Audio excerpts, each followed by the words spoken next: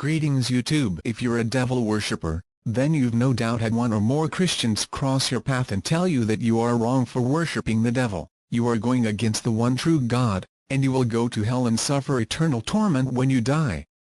Satan is a liar, and Jesus is the way. Having people say things like this can be very disturbing, especially if it's coming from someone you live with. It can be even worse if you live in the Bible Belt like I do, where almost everyone talks that way.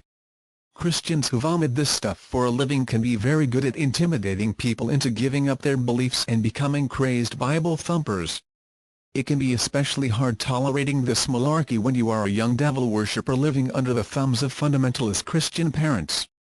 But I'm here to tell you that if you truly have the devil in you, then you will have the strength of Set on your side.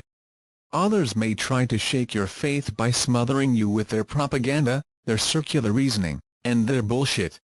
But it won't have any effect, because when you're marked, you're marked. And the person who has the mark has the power to overcome all of this tomfoolery. So you just have to ask yourself, what kind of person am I? Am I just a dabbler who's going to be brainwashed and bullied by some fear-mongering evangelists? Or am I a motherfucking soldier of Set, born and raised by the Dark Lord himself? I know for sure that I'm a soldier of Set, but what about you? Only you can figure that out. Whenever I get some buck-toothed Bible thumper trying to make mincemeat out of my beliefs, here's what I do. First, I evaluate the situation.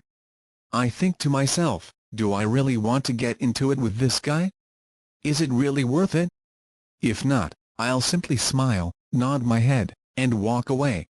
If you are a young devil worshipper living under the thumbs of your fundamentalist Christian parents, then I would strongly suggest that you don't get into it with them.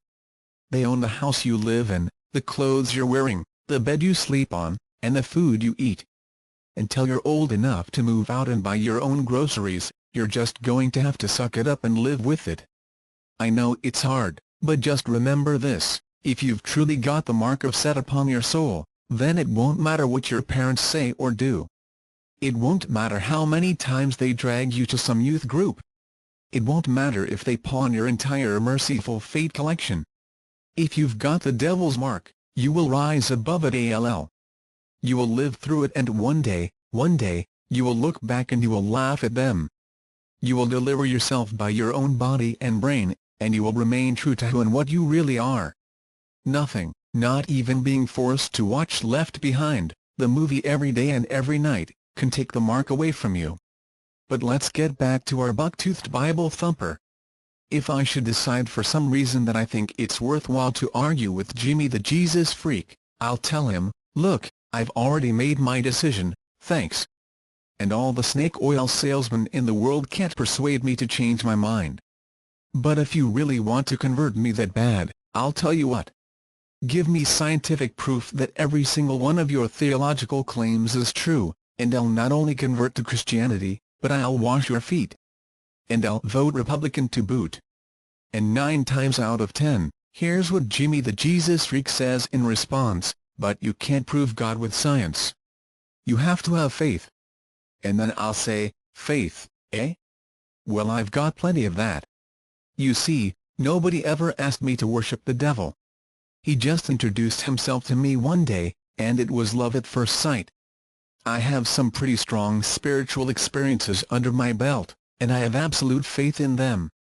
But here you are, telling me that I need to put my faith in your spiritual experiences instead of my own. Now why in hell should I do that?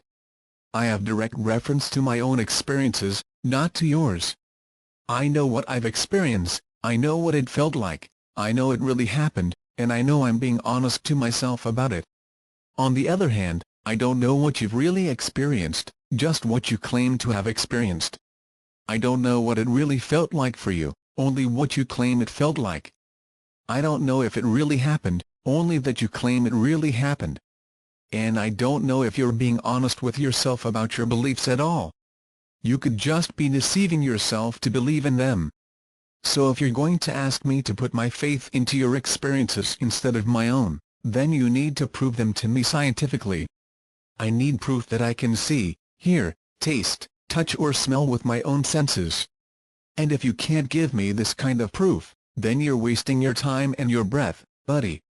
And then Jimmy the Jesus freak will probably say something like, "But the Bible says." I don't care what the Bible says. The Bible was written by a bunch of guys who lived thousands of years ago. I'm not able to ask any of them for scientific proof, so I'm even less inclined to believe in their so-called experiences than I am to believe in yours.